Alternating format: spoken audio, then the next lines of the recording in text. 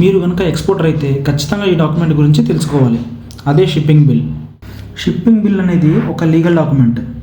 అది మనము customs department దగ్గరికి వెళ్ళి ఫైల్ చేయాల్సి ఉంటుంది. అయితే అసలు అంత ఇంపార్టెంట్ అందులో ఏముంది? అది చాలా ఇంపార్టెంట్. ఎందుకంటే షిప్పింగ్ బిల్ లేదంటే కస్టమ్స్ డిపార్ట్మెంట్ మన గూడ్స్ని ఎక్స్పోర్ట్ చేయడానికి క్లియరెన్స్ ఇవ్వదు.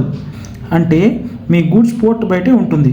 ప్లస్ కస్టమ్స్ క్లియరెన్స్కే కాదు, ఈ డాక్యుమెంట్ చాలా ఇంపార్టెంట్ పనులకు ఉపయోగపడుతుంది.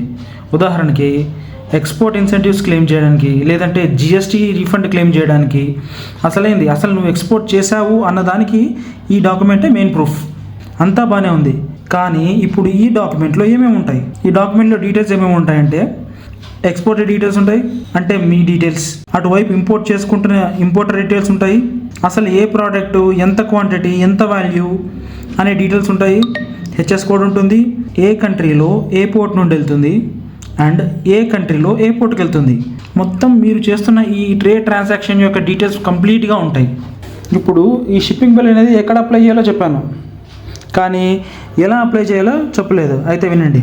షిప్పింగ్ బిల్ మనకు కావాలంటే కస్టమ్స్ డిపార్ట్మెంట్ యొక్క వెబ్సైట్ ICE గేట్ అనే వెబ్సైట్లోకి వెళ్ళి అప్లై చేయాలి. ఈ వెబ్సైట్లోకి వెళ్ళి మన డాక్యుమెంట్స్ అప్లోడ్ చేయాలి.